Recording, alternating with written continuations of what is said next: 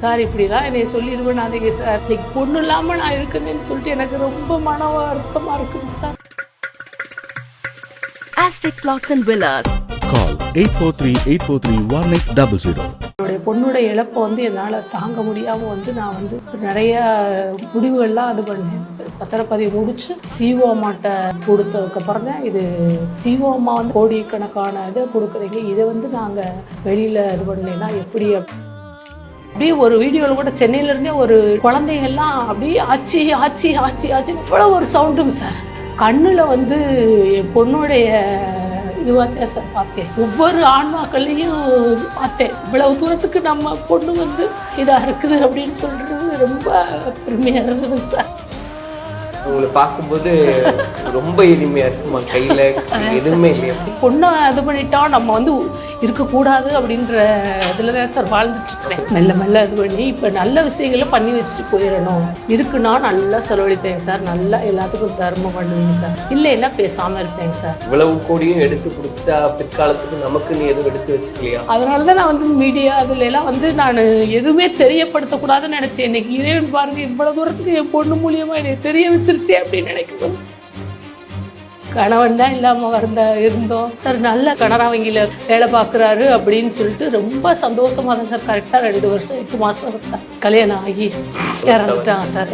ஆக்சிடெண்ட்டில் இறந்துட்டாங்க சார், ஆக்சிடெண்ட்டில் இறந்துட்டாங்க. கடந்து இன்னைக்கு என் பொண்ணையும் நான் இது பண்ணிட்டேனேன்னு சொல்லிட்டு எனக்கு ரொம்ப வருத்தங்க சார். நீ இந்த மாதிரி உலகம் பாராட்டுறத நான் கொஞ்சம் விரும்பலைங்க சார், கொஞ்சம் மன வருத்தமாக இருக்குது. என்னைய பொறுத்தளவில் இது பெரிய விஷயம் கிடையாது.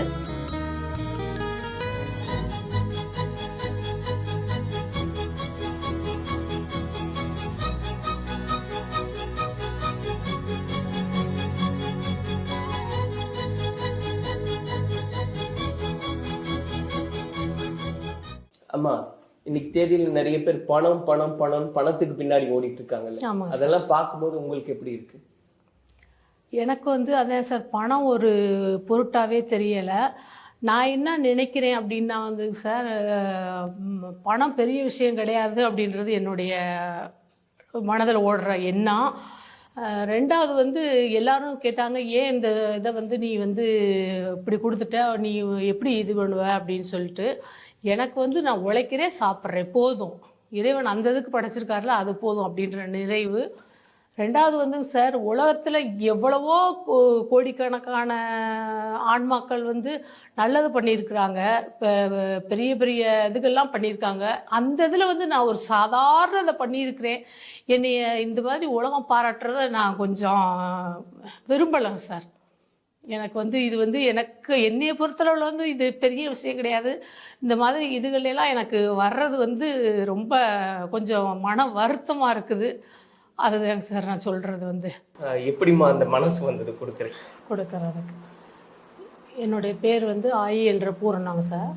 நான் பிறந்தது கொடிக்குளம், யானமலை ஒத்தக்கடை கொடிக்குளம் பக்கத்தில் கிராமத்தில் பிறந்தது. எங்கள் அப்பா பேர் கண்ணான் சின்னம்பலம், எங்கள் அம்மா பேர் ஆயியம்மாள். எனக்கு 5 சகோதரிகள், நான் 6வது கடைசி பொண்ணு. நான் படித்தது நடுநிலைப் பள்ளியில் தான் படித்தேன்.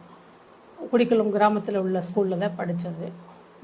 படித்து அதுக்கப்புறம் 8th 7th 8th SSLC முடித்து எனக்கு கல்யாணம் பண்ணி கொடுத்தாங்க. கல்யாணம் பண்ணி கொடுக்கும்போது 88 கல்யாணம் பண்ணாங்க சார். என் பொண்ணு 89 பிறந்தது. என்னுடைய கணவர் 91 இறந்துட்டாங்க.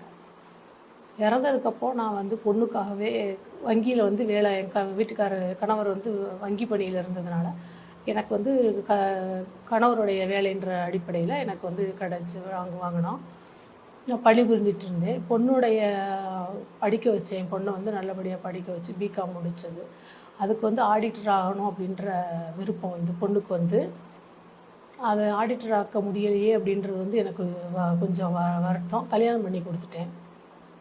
அதுக்கப்புறம் பொண்ணு இப்போ 2 வருஷத்துக்கு முன்னாடி இதாகிடுச்சு. அது சொல்லியிருந்தது, அம்மா நீங்கள் என்னுடைய சொத்து, உங்களுடைய சொத்து எல்லாத்தையும் இந்த மாதிரி படிக்கிற மாணவர்களுக்கு, பார்வையற்றவர்களுக்கு, ஊனமுற்றவர்களுக்கு, மாற்றுத்திறனாளிகளுக்கு இந்த மாதிரி தான் என்னுடைய சொத்து பயன்படணும் அப்படின்னு சொல்லி எழுதியிருந்தது. அதை இது பண்ணி என்னுடைய பொண்ணுடைய இழப்பை வந்து என்னால் தாங்க முடியாமல் வந்து நான் வந்து நிறைய முடிவுகள்லாம் இது பண்ணேன்.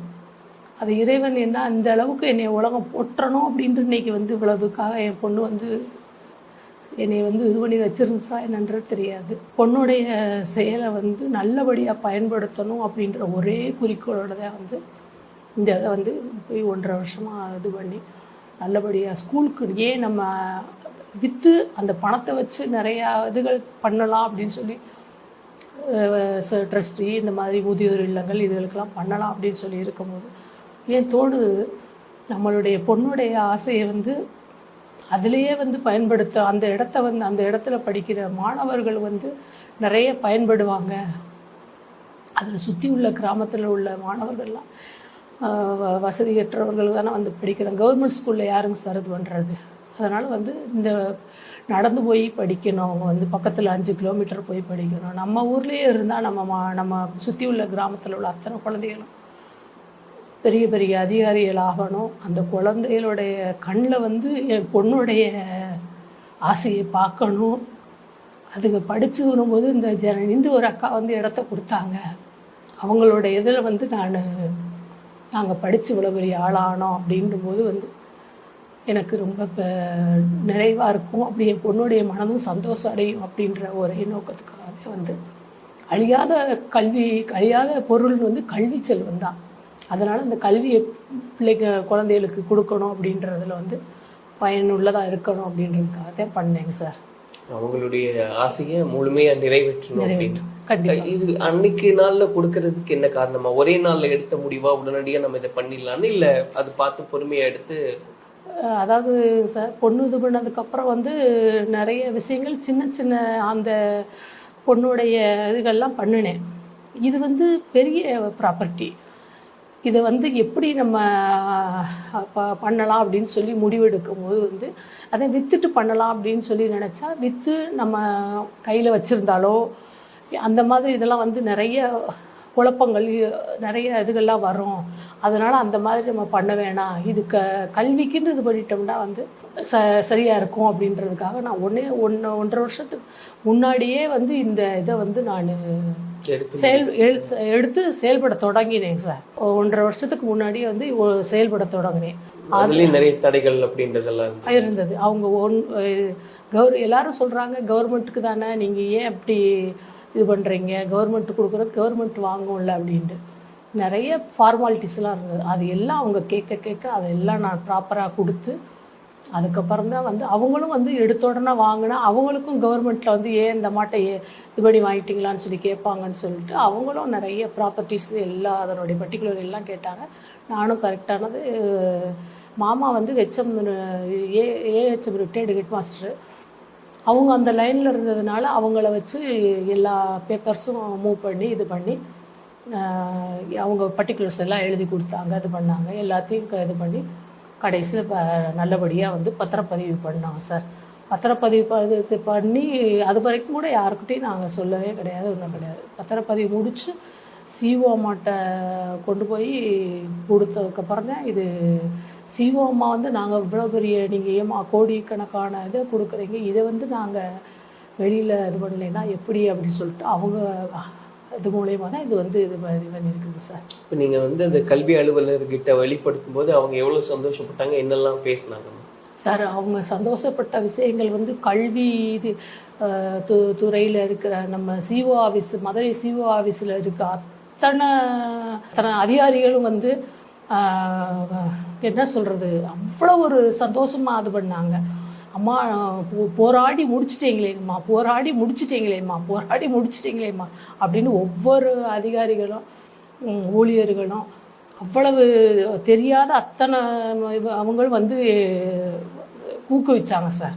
அதை வந்து அந்த இடத்துல வந்து அப்போ தான் என் பொண்ணுடைய இதை வந்து நான் ரொம்ப அது உணர்ந்தேன். அதுக்கப்புறம் ஸ்கூலில் இப்போ 2 நாளைக்கு முன்னாடி வந்து ஸ்கூல்லையே வந்து கூப்பிட்டுங்க சார் ஊக்குவிச்சாங்க சார். ஊக்குவிக்கும் போதும் அந்த ஊர் மக்களும் சரி அங்கே படிக்கிற அந்த மழலை செல்வங்களுடைய கண்ணுல வந்து என் பொண்ணுடைய இதுவாக தான் சார் பார்த்தேன். அந்த குழந்தைங்க எல்லாமே ஆச்சி ஆச்சி ஆச்சி ஆச்சின்னு சொல்லிட்டு என்னை அப்படியே ஒரு வீடியோவில் கூட சென்னையிலேருந்தே ஒரு யூடியூப் சேனல் வந்திருந்தாங்க. இது மாதிரி நாளே வந்து அப்பாயின்மெண்ட் வாங்கிட்டு வந்திருந்தாங்களாம். எனக்கு அது சரியாக நிறைய பேர்கிட்ட பேசினாலும் எந்த சேனல் தெரியல. அந்த பசங்க எல்லாரும் பார்த்தீங்கன்னா இடப்பற்றாக்குறையினால ஃபிஃப்த் வரைக்கும் உள்ள மாணவர்களை தான் உட்கார வச்சுருந்தாங்க. 6th 7th 8th உள்ள மாணவர்களை வந்து நாங்கள் போய் நேராக போய் பார்த்தோம். நானும் ஹெச்எம் மேடம் போய் பார்த்தோம். அப்போ பார்த்தீங்கன்னா அந்த குழந்தைங்கள்லாம் அப்படியே ஆச்சி ஆச்சி ஆச்சி ஆச்சின்னு அவ்வளோ ஒரு சவுண்டுங்க சார். அப்போ தான் வந்து என்னால் என்ன சொல்கிறது, என் பொண்ணுடைய ஒவ்வொரு ஆன்மாக்களையும் பார்த்தேன். இவ்வளவு தூரத்துக்கு நம்ம பொண்ணு வந்து இதாக இருக்குது அப்படின்னு சொல்கிறது ரொம்ப பெருமையாக இருந்ததுங்க சார். ஒரு தாயா நீங்க வந்து மகளுடைய ஆசையை பூர்த்தி செஞ்சிருக்கீங்க. ஆனா மகள் வந்து அம்மாவை உலகம் பார்க்கணுன்றதுக்காகவே இதை எடுத்த முடிவாதான் எங்கனால உணர முடியுது. சொன்ன மாதிரிமா இந்த பதிவு முடிஞ்சதுக்கு உடனே அடுத்த நாளே நீங்க வேலைக்கு திரும்பிட்டதா நாங்க செய்திகள் எல்லாம் பார்த்து தெரிஞ்சுக்கிட்டோம். அப்போ நேரடியா எம்பி அவர்களும் வந்து உங்களை பார்த்திருந்தாரு. அது எப்போ எவ்வளவு மகிழ்வா இருந்ததுமா? ஏன்னா நீங்க சொன்ன மாதிரி இது விளம்பரத்துக்காகவோ மகிழ்ச்சிக்காகவோ செய்யலன்னு சொல்லிட்டீங்க. ஆனாலும் அவங்க எல்லாருமே மனப்பூர்வமா வந்து வாழ்த்துக்கள் தெரியப்படுத்தும் போது அது எப்படி இருந்ததுமா? சார், நான் பதிவுத்துறைக்கு ஒரு அன்னைக்கு லீவு கேட்டிருந்தேன் சார் சிஎம் சார்கிட்ட. எங்களோட பிரான்ச்சு சீஃப் மேனேஜர்கிட்டையும் மட்டும்தான் சொல்லிட்டு போனேங்க சார். இந்த மாதிரி நான் பதிவுத்துறைக்கு போகிறேங்க சார் அப்படின்னு சொல்லிட்டு போயிருந்தேன் சார். போகும்போது நல்லபடியாக போயிட்டு வாங்க மேடம் அப்படின்னு சொல்லி அனுப்பி வச்சாங்க சார். திருப்பி ஆஃபீஸ்க்கு போயிட்டு திங்கக்கிழமை தான் மண்டே தான் சார் இது பத்திரம் கொடுத்தாங்க. மாமா வந்து பத்திரத்தை வாங்கிட்டு வந்தாங்க, பேங்க்குக்கு கொண்டுகிட்டு வந்தாங்க. கொண்டு வந்ததுக்கப்புறம் ஒரு 2 ஜெராக்ஸ் எடுத்து வச்சுட்டு சிஎம் சார்கிட்ட போய் காமிச்சிட்டு, சார் இந்த மாதிரி சிஓ ஆஃபீஸ்க்கு போகிறேங்க சார் அது தாராளமாக போயிட்டு வாங்க மேடம் அப்படின்னு சொல்லிட்டு அனுப்பி விட்டாங்க சார். 5 மணிக்கு மேலே தான் கிளம்பியே போனோம். அப்போ வந்து என்னோட வேலை பார்க்குற ஊழியர்கள், என்னோட சகோதரிகள்லாம் வந்து அப்போவே வந்து ரொம்ப பெருமிதப்பட்டாங்க. மேடம் நீங்கள் இது பண்ணிட்டீங்க, நீங்கள் சேலஞ்ச் பண்ணி ஜெயிச்சு காமிச்சிட்டீங்கன்னு சொல்லிட்டு அந்த தருணத்திலேயே வந்து பொண்ணோட பொத்தி இது பண்ணாங்க. சார் இப்படிலாம் என்னை சொல்லி இது பண்ணாதீங்க சார் அப்படின்னு சொல்லிட்டு நான் வந்து சாதாரண போல தான் இது பண்ணேன். அதுக்கப்புறம் பார்த்தீங்கன்னா அதுக்கு அடுத்த நாள் 2வது நாள் வந்து உங்களுக்கு சிஎம் சார் சொன்னாங்க, இந்த மாதிரி மேடம் நீங்கள் வந்து இப்படி நீங்கள் தெரியாமல் பண்ணிட்டீங்க, அடுத்த நாள் வந்து உங்களை வந்து கூப்பிட்றாங்க, இந்த மாதிரி நம்ம ரீஜனல் ஆஃபீஸ்க்கு கூப்பிட்றாங்க மேடம், நம்ம ஜென்ரல் மேனேஜர் வந்து கூப்பிட்றாங்க, அதனால் அவங்க கௌரவிக்கணும், வர சொல்லியிருக்காங்க அப்படின்னு சொன்னாங்க சார். சார் தான் கூட்டிகிட்டு போனாங்க சார் காரில். அங்கே போனோன்னு பார்த்தீங்கன்னா அங்கே அதை விட பிரம்மாண்டமாக வந்து பெரிய பெரிய மந்திரி இவங்களுக்கு வச்சு பண்ணுவாங்க இல்லைங்களா, அந்த அளவுக்கு என்னை வந்து கௌரவிச்சாங்க சார். நம்ம கனரா வங்கியுடைய ஊழியர் வந்து இவ்வளோ தூரத்துக்கு சாதாரணமாக பண்ணிவிட்டு அவங்க பாட்டுக்கு ஒன்றுமே தெரியாத மாதிரி வந்து வேலை பார்க்குறாங்கன்னு சொல்லிட்டு. அதுக்கப்புறம் கொஞ்ச நேரம் பார்த்தீங்கன்னா எம்பி சார் வந்துட்டாங்க சார்.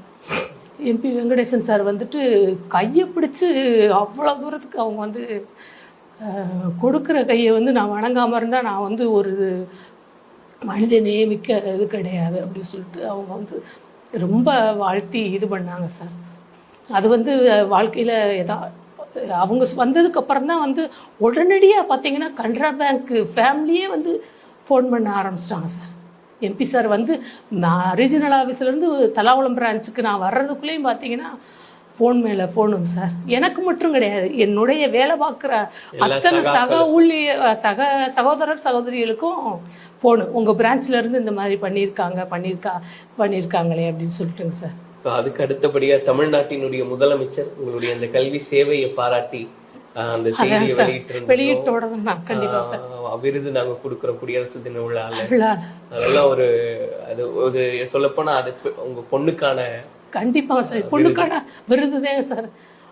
என்னுடைய பொண்ணு ஜனனியுடைய அதுக்கான கிடைச்ச விருது தான் சார் எனக்கு கிடைச்சிருக்குன்றதே. நான் வந்து என்னுடைய பேரை எங்கேயுமே இது பண்ணக்கூடாது, என் பொண்ணுடைய பேர் தான் வந்து நிலை நிற்கணும் அப்படின்றது என்னுடைய ஆசைங்க சார். இப்போ நிறைய பேருக்கு இந்த தமிழ் நெஞ்சங்கள் எல்லாருக்குள்ள இருக்கக்கூடிய கேள்வி அப்படின்றது, இவ்வளவு கோடியும் எடுத்து கொடுத்துட்டா பிற்காலத்துக்கு நமக்குன்னு எதுவும் எடுத்து வச்சுக்கலையா அப்படின்ற ஒரு கேள்வி அதுக்கு என்ன பதில்? சார் எனக்கு எனக்கு வேணும் அப்படின்றது என்னைக்குமே நான் எப்பயுமே நினைச்சது கிடையாது சார். எங்கள் கூட பிறந்த சகோதரிகள் எல்லாம் சொல்லுவாங்க, என்ன இப்படி இருக்குன்னா நல்லா செலவழிப்பேங்க சார், நல்லா எல்லாத்துக்கும் தர்மம் பண்ணுவீங்க சார், இல்லைன்னா பேசாமல் இருப்பேங்க சார். இல்லைன்றது என் வாழ்க்கையில் நான் சொல்லது கிடையாது. இறைவன் ஏதோ ஒரு ரூபத்தில் எனக்கு இது பண்ணிட்டு தான் இருக்காரு. என்னால் முடிஞ்சதை பண்ணணும், 4 பேர்த்துக்கு நல்லதை பண்ணணும். அட்லீஸ்ட் இன்னைக்கு ஒரு நாள் ஒரு காக்கா குருவிக்குனாலும் என்னோடதை இந்த ஆன்மா செய்யணும் அப்படின்றத நினைப்பேங்க சார். நான்றது கிடையாது. அந்த தாராள குணம் அப்பா கிட்டயா அம்மா கிட்டயா? அப்பா அம்மா கிட்ட இருந்து வந்த குணம் தான் சார். என்னெல்லாம் சொல்லி வளர்த்துனாங்க உங்களுக்கு? சார் எப்பயுமே அப்பா அம்மா ஆடம்பரமா இருக்கக்கூடாது, அமைதலா இருக்கணும், அடுத்தவங்க சொத்துக்கோ அடுத்தவங்களுடைய பார்த்து பொறாமப்பட்டு வளரக்கூடாது, அடுத்தவங்களுடைய சொத்தை எதையும் இது பண்ணக்கூடாது, அபகரிக்க கூடாது, அந்த மாதிரி சொல்லி வளர்த்தது தான் சார். அதுதான் உங்களுக்குள்ள பக்குவப்பட்டு ஒரு முடிவை எடுக்கிறேன் சார். அப்பா இப்போ பார்த்தீங்கன்னா எங்கள் பெரியப்பா தான் பாரம்பரியமாக இருந்த குடும்பம் சார். எங்கள் குடும்பம் அந்த ஏரியாவில் கேட்டிங்கன்னா முதலாளி வீடு அப்படின்னு சொன்னால் பெரிய குடும்பம். 5 பேர், அப்பா, பெரியப்பா, சித்தப்பா, எங்கள் அப்பா தான் கடைசிங்க சார். பெரிய குடும்பம். எங்கள் அப்பா அவங்க ஸ்கூல் கட்டணும் அப்படின்னு சொல்லிட்டு 1952 கல் இருக்கு இல்லைங்களா, கல் கட்டடம், அந்த மாதிரி கல் கட்டடமாக கட்டணும்னு சொல்லி முயற்சி பண்ணியிருக்காங்க சார். ஏதோ ஒரு இதில் தடைபட்டுருச்சு. அதனுடைய செயலாக்கம் தான் இன்னைக்கு என் பொண்ணு மூலியமா இந்த மாதிரி செயல்படுது அப்படின்றது அந்த கொடிக்குள வட்டாரத்திலே பேசுறாங்க சார். பெரிய அதாவது முன்னாடி உள்ள ஆன்மாக்கள் இந்த மாதிரி பேசுறாங்க சார். அங்க மட்டும் இல்லம்மா, தமிழ் தெரிந்த எல்லா நெஞ்சங்களும் இன்னைக்கு அதை பேசிக்கிட்டே இருக்காங்க. கண்டிப்பா நீ சொன்ன மாதிரி கணவர் இறந்து 31 ஆண்டுகள் ஆகுதுன்னா ஒரு மனுஷியா நின்று ஒரு குழந்தைய வளர்க்கறதுக்கு எவ்வளவு சவால்கள் இருக்குன்னு தெரிஞ்சுக்க முடியுது. அப்படி என்னெல்லாம் சிரமங்களை எல்லாம் கடந்து வந்தீங்கம்மா? நிறைய சார், சொல்லவே முடியாது சார். புக்கு போட்டு எழுதினாலும் என்னுடைய வாழ்க்கை வரலாறு இது பண்ண முடியாது சார். இதாகாது. சினிமா எடுத்தாலும் கூட பத்தாது. எவ்வளவு சிரமம் இருந்ததுமா என்ன ஒரு குழந்தைய வளர்த்தி ஆளாக்கி திருமணம் பண்ணி சார்? அதெல்லாம் நிறைய பேசணும்னா நேரமே பத்தாதுங்க சார். அந்த அளவுக்கு நான் கடந்து வந்த பாதைகள் அவ்வளவு என்ன சொல்றது, அவமானங்கள், கஷ்டங்கள், துன்பங்கள் என்ன அந்த அளவுக்கு கடந்து வந்திருக்கேங்க சார். கடந்து இன்னைக்கு என் பொண்ணையும் நான் இது பண்ணிட்டேனேன்னு சொல்லிட்டு எனக்கு ரொம்ப வருத்தம் சார். கணவன் தான் இல்லாமல் இருந்தோம். என்னுடைய வாழ்க்கை வரலாறு எல்லாத்துக்குமே தெரியும் சார். அப்போ எப்படி இருந்தது திருமணமான புதுசுல உங்களுடைய வாழ்க்கை அப்படின்றது? எவ்வளவு சந்தோஷமா மகிழ்ச்சியா இருந்தது சார்? நல்ல கனரா வங்கியில வேலை பார்க்குறாரு அப்படின்னு சொல்லிட்டு ரொம்ப சந்தோஷமா தான் சார். கரெக்டா 2 வருஷம் 8 மாசம் சார் கல்யாணம் ஆகி. 2.5 ஆண்டுகள் 2 வருஷம் 8 மாசம் சார். அதுலயே இறந்துட்டாங்க சார். ஆக்சிடென்ட்ல இறந்துட்டாங்க சார். அதையே ஏற்றுக்க முடியாத நிலைமையா இருந்ததுங்க சார். அதுக்கப்புறம் போராடி தாங்க சார் இப்போ குழந்தைய வளர்த்து நல்லபடியாக பொண்ணை எந்த ஒரு கஷ்டமே தெரியாமல் தான் சார் வளர்த்தேன். பொண்ணை எந்த கஷ்டமும் தெரியாமல் தான் வளர்த்தேன். இந்த சமுதாயத்தில் தெரியும் எப்படி இந்த பொண்ணு போராடி இவ்வளோ தூரத்துக்கு வளர்த்து இவ்வளவு வந்துச்சு அப்படின்றது. என்ன சொல்கிறது, இப்போ அது ஒன்று தான், அதெல்லாம் பேச முடியாது சார். பொண்ணு அதை பற்றி ஆனா இன்னைக்கு ஒரு நினைவு நீங்காமலே பயணப்படுறீங்கன்னு பாக்குறோம். வெளியிருந்து பேசும்போது இல்ல டக்குன்னு உங்க செய்தியோ பேரை மட்டும் கேள்விப்படும் போது எப்படி அந்த அம்மா காதுல நகையெல்லாம் போட்டிருப்பாங்க, ஒரு பார்க்கும் போதே ஆடம்பரமா இருப்பாங்க. உங்களை பார்க்கும்போது ரொம்ப எளிமையா இருக்குமா, கையில எதுவுமே இல்லையா? பொண்ணுடைய அதுக்கப்புறம் அப்படியே எல்லாத்தையும் பொண்ணே போயிடுச்சு. அதுக்கு முன்னாடி எல்லாம் போட்டுட்டேன் சார் இருந்தேன், எல்லாமே போட்டுட்டேன் சார் இருந்தேன். நான் என்னை பார்த்தாலுமே அதிகாரின்னு தான் சார் சொல்லுவாங்க. அதிகாரி வணக்கம் மேடம் தான் சொல்லுவாங்க. இன்னைக்கும் தெரியப்பட்டவங்க என்னுடைய தெரிஞ்சவங்க மேடம் வணக்கம் அப்படின்னு சொல்லிட்டு தான் போறாங்க. இப்போ உள்ள பாக்குற சூழ்நிலை, இந்த சூழ்நிலையில பாக்குறவங்களுக்கு என்னைய பத்தி தெரியாது, இது பண்ணாது. மித்தபடி முன்னாடி உள்ள அத்தனை பேத்துக்கு அவ்வளோ ஒரு என்ன சொல்கிறது, ஜெய் ஜாண்டிக்கு அவ்வளோ இதாக இருந்தேன். இன்னைக்கு பொண்ணை இது பண்ணிட்டோம் நம்ம வந்து இருக்கக்கூடாது அப்படின்ற இதில் தான் சார் வாழ்ந்து பொண்ணு இல்லாமல் இருக்கக்கூடாதுன்ற முடிவில் நிறையா இருந்தேன் சார். மெல்ல மெல்ல இது பண்ணி இப்போ நல்ல விஷயங்களை பண்ணி வச்சுட்டு போயிடணும். அப்போதான் இந்த நகை மேலே இருக்கிற பற்று எல்லாமே இது பண்ணிட்டேன் சார். நகை மேலே, ட்ரெஸ் மேலே, நம்ம பொண்ணே இல்லை நம்ம வந்து இது பண்ணக்கூடாது அப்படின்றத இது பண்ணேன் சார். இன்னைக்கு தேதியில நீங்க சொன்ன மாதிரி ஒரு பொண்ணுக்கான வாழ்க்கை இன்னும் நீங்க வாழ்ந்துகிட்டே இருக்கீங்க. காலம் முழுக்க அவங்க பெயரும் நிலைக்கிற மாதிரியான செயல்களை செஞ்சுட்டீங்க. இப்போ உங்களுக்கு கூடமாட ஒத்தாசையா இருக்கிறது, ஒரு பாதுகாப்பா இருக்கிறது யாருக்கெல்லாம் இருக்காங்க? என்னுடைய கூட பிறந்த அக்கா அவங்க 5 பேருங்க சார். அவங்க தான் அன்னைக்கு பொண்ணு 1.5 வயசா இருக்கும் போதுலேருந்து இன்னைக்கு வரைக்கும் வந்து அவங்க தான் வந்து இப்போ எல்லாமே இது பார்த்துக்கிறாங்க, இது பண்ணிக்கிறாங்க. அன்னைக்கு என் பொண்ணையும் இது பண்ண அப்பாவுடைய இது தெரியாமல் வந்து எங்கள் அக்கா வீட்டுக்காரர்கள் 4 பேரும் சரி, 5 பேரும் சரி, நான் வந்து எனக்கு அதான் சின்ன வயசுலேயே எனக்கு வந்து அக்காவுங்க தான் 5 பேருமே. நான் தான் கடைசி பொண்ணு. அதனால் எல்லாருக்கும் வந்து இப்படி நம்ம தங்கச்சி வந்து இதாகிடுச்சு அப்படின்னு சொல்கிறது ரொம்ப வருத்தம். எங்கள் சமுதாயத்திலே வந்து ரொம்ப வருத்தமாக தான் இருந்தாங்க. இந்த மாதிரி வந்து சின்ன வயசில் இப்படி ஒரு நிகழ்வு நிகழ்ந்துருச்சே இந்த பொண்ணுக்கு, ஏன் இப்படி இந்த வீட்டில் பிறந்த பொண்ணுக்கு இப்படி ஆயிடுச்சு அப்படின்னு சொல்கிறது ரொம்ப கஷ்டமானதாக இருந்தது சார். ஒரு 31 ஆண்டுக்கு முன்னாடி கணவர் இருந்துட்டாருன்னா இன்னொரு மறுமணம் செஞ்சுக்கலாம் அந்த மாதிரியான பேச்சுக்கள்லாம் இருந்ததாமா? நிறைய பேச்சுக்கள்லாம் இருந்தது. அதெல்லாம் நான் வந்து வேண்டாம்னு சொல்லி பொண்ணைத்தான் நான் வளர்த்து ஆளாக்கணும் அப்படின்றதுக்காக வாழ்ந்துட்டு இருந்தேன். விடாப்பிடியா வந்து என் பொண்ணுடைய இதுதான் எனக்கு வந்து குறிக்கோள். என் பொண்ணுடைய உயிர்தே நான்னு சொல்லியிருந்தேன். இன்னைக்கு பொண்ணு இல்லாமல் நான் இருக்கேன்னு சொல்லிட்டு எனக்கு ரொம்ப மன வருத்தமாக இருக்குது சார். என்ன சொல்கிறது, அவ்வளவு கஷ்டமாக இருக்குது பொண்ணு இல்லாமல் நம்ம வந்து. அதனால தான் நான் வந்து மீடியா இதுலலாம் வந்து நான் எதுவுமே தெரியப்படுத்தக்கூடாதுன்னு நினச்சேன். இன்னைக்கு இறைவன் பாருங்கள் இவ்வளோ தூரத்துக்கு என் பொண்ணு மூலியமாக என்னை தெரிய வச்சிருச்சே அப்படின்னு நினைக்கும் போது கஷ்டமா இருக்குதுங்க சார். இல்ல அது உங்களுடைய பொண்ணுடைய விருப்பம் தானே. அவங்களும் சிந்திக்காம ஒரு விஷயத்த சொல்லி இருக்க மாட்டாங்க இல்லையா? இன்னைக்கு அம்மாவை வந்து பேரும் புகழும் நிலைக்க வைக்கணும்ன்றது உங்களுடைய பொண்ணுடைய ஆசை தான் இன்னைக்கு நடந்துட்டு இருக்கிறதா நாங்க நம்புறோம். அந்த ஒரு பாடல் வரி தான் ஞாபகத்துக்கு வருது எனக்கு. இந்த பணம் இருக்கும் மனிதரிடம் மனம் இருப்பதில்லை, மனம் இருக்கும் மனிதரிடம் பணம் இருப்பதில்லை, மனமும் பணமும் இருக்கக்கூடிய உங்களை பார்க்கும்போதே அதுல எங்களுக்கு பெருமகிழ்ச்சி. இந்த 7.5 கோடி அப்படின்னு நம்ம சொத்து மதிப்பதெல்லாம் பேசுறோமா? எவ்வளவு கடினமான உழைப்பின் பால் வந்தது அது. அப்பா வந்து சுயமா சம்பாரிச்சு கொடுத்த சொத்து சார். யாரோட இதுவும் கிடையாது. அப்பா வந்து எங்களுக்கு சீதனமா கொடுத்த சொத்து தான். அதைத்தான் வந்து இப்ப நான் வந்து இந்த மாதிரி ஸ்கூலுக்கு பண்ணணும் அப்படின்றது என்னுடைய இதுங்க சார். உங்களுடைய பங்களிப்பு நீங்க உழைச்சது எல்லாமே சேர்த்து? இல்லை, என்னுடைய பங்களிப்பு அதுல எதுவுமே கிடையாது. அப்பாவுடைய இதுதான் எல்லாமே வந்து எங்களுக்கு அப்பா அம்மா கொடுத்த சொத்து தான் இது வந்து. என்னுடைய பங்களிப்புன்றது எந்த இதுவுமே கிடையாது. இதில் இதோட நிற்காம வந்து மேற்கொண்டு கட்டடமாக உருவாகி அதில் மாணவ செல்வங்கள் வந்து படித்து என்னுடைய பொண்ணு பேர் வந்து அது நிலைக்கணும், பொண்ணுடைய ஒரு சிலையை வைக்கணும் அப்படின்றதான் நான் ஒரு குறிக்கோளாக வேண்டுகோளாக எல்லா மக்கள்கிட்டையும் நான் கேட்குறது.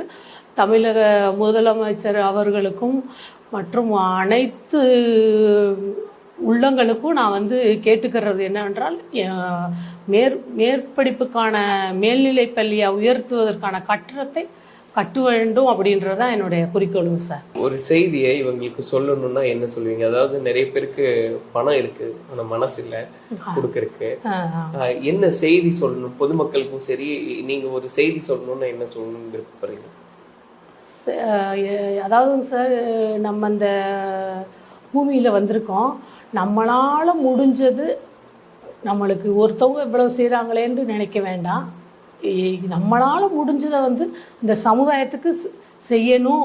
இந்த பொருளாலேயோ உடல் உழைப்பாலேயோ ஏதோ முடிஞ்சது நம்மளால் செய்யணும் அப்படின்றது தான் அது நான் கேட்டுக்கிறதுங்க சார்.